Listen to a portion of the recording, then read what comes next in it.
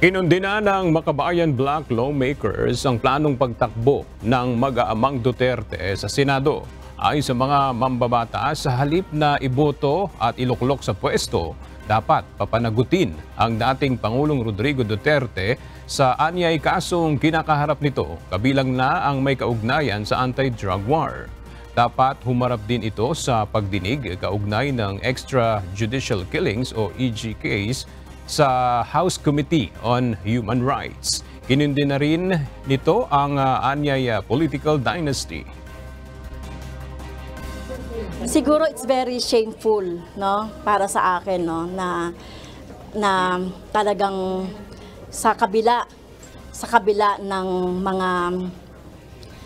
mga kaso sa ICC, etong kaso ng korupsyon, tungkol sa confidential funds, at ito yung nangyari din sa Davao, ay mayroon pa silang mukha para ipresenta yung sarili nila na magiging presidente. So ito na yung ito na yung sukdulan, no?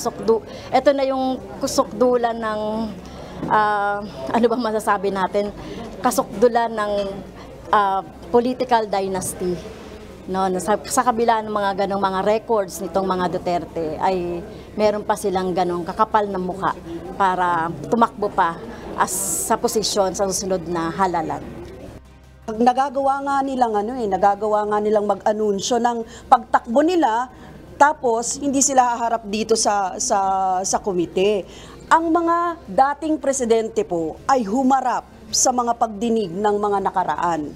'Di ba? Kaya hindi po dapat, no, na hindi lalo na ngayon mismo na mga civilians na sila, dapat humarap sila dito sa pagdinig na ito.